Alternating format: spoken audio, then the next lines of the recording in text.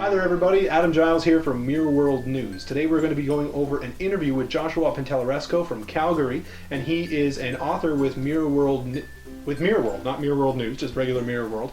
And he has written a book here called The Watcher, and this interview is actually to celebrate the continuation of The Watcher, which is the second book in the publication, called Stormdancer. So definitely check that out. It comes out on the 1st of October. And we have the interview with him right here, and I'll be right back with you to tell you more about Mirror World News after we're done with the interview. Hi there, my name is Adam. How you doing, Mr. Adam? Not too bad. How are you doing today? I am my usual serious self on a Tuesday, or something to that effect. I'm going to warn you right now, I don't take myself too seriously, so if you're looking for this super serious interview, you're going to probably be very disappointed, but that'll... Nope. Nope. I see they told you about me. Anyway. So, Joshua, what is your day job? So what do you do besides being an author? I lift boxes and put them in trucks. I work at Pure Later Courier. Oh, okay. So do you have a lot of free time to write? Do you find that you get enough time that you need? Or it's been a weird balance. Like, the beautiful thing about my day job is the schedules are kind of in flux. Like, you can pick your shift. Like, you can bid on shifts there. So you can find a shift that's kind of ideal. My biggest war for the last 3-4 years is the balance between money and time. I'm one of those people that believe that your time is your real money, and your money is what you do to pay the bills. I try to keep myself at a balance, but it's not always easy, because sometimes I find that you need money, but all you have is time, and sometimes you need time, but all you have is money. I find it very rarely goes like both are perfectly in sync. You try and do the best you can, but sometimes there are issues with that. I'm sure yourself with your own business, I'm sure time and money are your enemy as well. Well, I personally myself, I don't see them as like an enemy. I see them kind of like a rival. No. That's accurate. I mean, I don't look at them like as a hardcore enemy, but I mean, I'm always aware of that balance. It's a very fine line to walk. And like, most writers have day jobs, and we all have to kind of walk that line for the most part. I relish when I actually have a lot of free time, because then I can actually do some serious writing, which, don't get me wrong, I still try to do somewhere between my goal is 500 words. I usually end up going, 1,000, 2,000 words a night, and, which that's still pretty good, but if I had a full day, I just sometimes could imagine what I could do. Now, do you have a favorite genre to read? Ever since I was a kid, my dad was a big science fiction fan too, and I remember going to London, Ontario has this really cool bookstore called City Lights, and it's a really cool bookstore. If you've never been there, you should go. The building has a ton of character to it. It has a really creaky floor. It's just a really cool ambiance, and I remember picking up Ray Bradbury's The Martian Chronicles way back when I was a kid. It was the first book I read, and I read Isaac Asimov's Foundation, and that kind of science fiction has always resonated with me. So it's been very... I still read that stuff to this day. I find today I still go back to the older stuff, but there are some new guys like Robert Sawyer, Charles Stross, China Miéville to some extent. Those guys are really, really good today. So... Now, with Mirror World Publishing, they have this part of their mantra, so to speak, which is that they believe in publishing authors that do escapism fiction. So my question is, what does that mean to you? Okay, to me, it always it kind of reminds me of some of the pulp stuff I read when I was a kid, like John Carter of Mars, Tarzan and the Apes. Like, these escapes to these fantastic worlds that are just made up by the imagination. I love John Carter. I think it's an amazing universe. And I'm definitely, if you read The Watcher or Stormdancer, there are definitely imprints of that world in there in various forms. So to me, escape fiction, probably, if I were to define it, is fiction that can kind of take you to another world that you can live in vicariously to the characters for a set period of time. And then when you leave, you come back, be charged to take on the real world.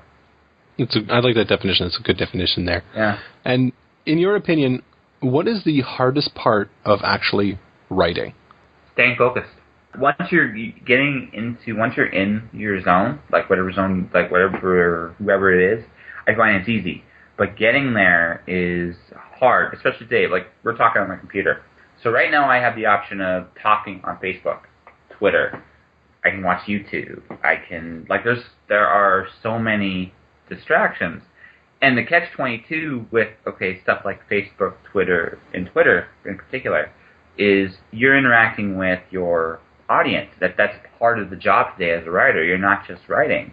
You have to be accessible. You have to be engaging with people. The days of just letting a publisher or an agent or a handler isolate you kind of to let you do your thing, that doesn't really exist anymore.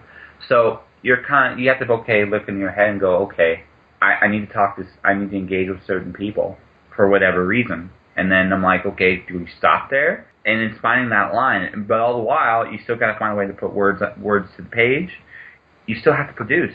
Lately, I found myself when I'm working on a novel right now, and I'm doing it mostly by hand, right? So I find that it's less distracting, and I have more time to work on it. So you mentioned that you're working on a novel. Can you tell us just a little bit about the setting of your new novel you're working on? Oh, sure. The setting's in your mobile phone. No, I personally, like everybody else, hate autocorrect. And autocorrect, I actually named my autocorrect Mo. I got my sister to actually say that too, which to me is hilarious. But, so I named it, and I had this thought, well, today, what if there was these little bits, bytes, and quirks, and I can't forget the quirks as part of the story, are trying to take over our world by stealing our diction. I just thought that would be like a hilarious little story. And what if a kid, because the kids play with this technology more than we do, captures a little autocorrect bar as a pet, and that's literally the story. I'm having a blast doing it. It's been such a bizarre kitchen sink thing. I started working on it at a convention called When Words Collide. I was literally giggling like a schoolgirl working on this, to the point that another publisher, Brian Hayes of Edge, actually came up to me and goes, "What are you laughing at?" So I showed him, and he was laughing too. So that sounds extremely unique. I love that. No, it's just like, we don't, like I said, why not? Like, we are getting to the point, and I do interviews too, and I talked to, one of the interviews I'm doing up the way is Robert J. Sawyer himself. I got to interview him when I was at When Words Collide, and we're talking about what is alive. We're talking about consciousness and things of that nature. Today, we can do a lot more with technology than we ever could in the past.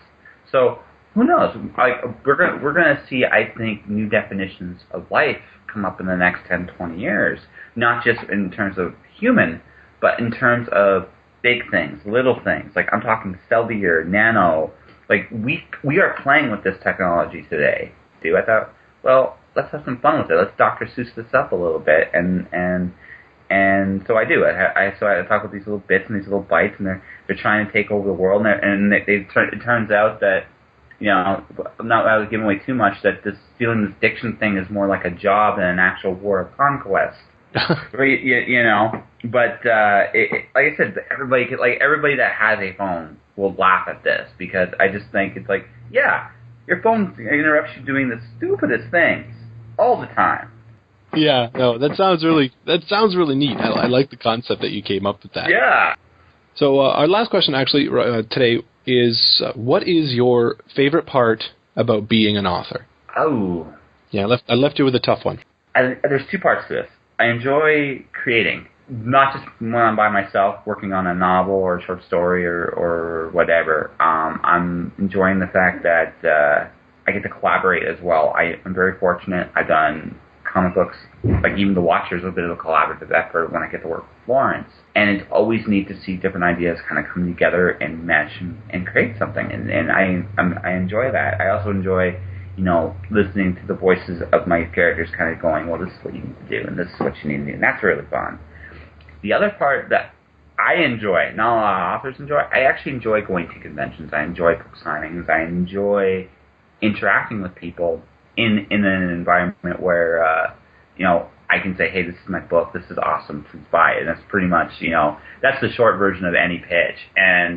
But even though I get to meet people, I get to talk to people, and I find it's a lot of fun. I'm getting people coming to me now for writing advice, and that, to me, is so surreal. It's like, wait, I'm the grizzled veteran now? I mean, cool.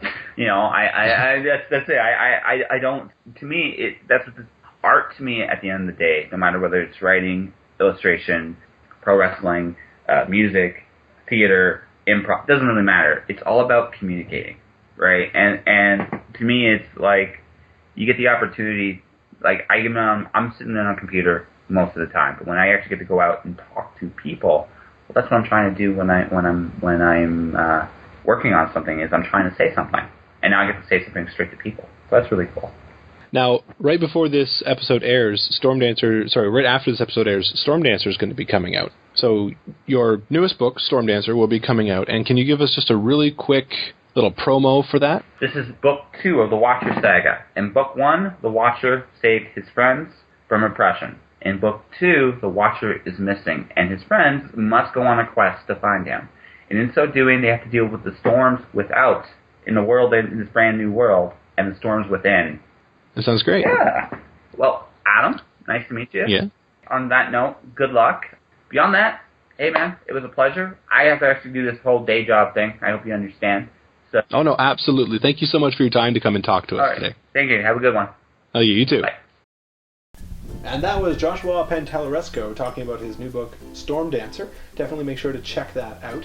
Now, Mirror World News is going to be a regular YouTube channel that we are going to be giving to you, in which we are going to be doing interviews, just like today, either live or over Skype. We're also going to be offering advice to aspiring authors on how to get your own books published, and advice on different genres of writing and how to improve your own writing skills. So definitely make sure to hit that subscribe button so that you stay up to date on everything that we're going to be offering here with Mirror World News. And again, my name is Adam, and thank you very much for attending.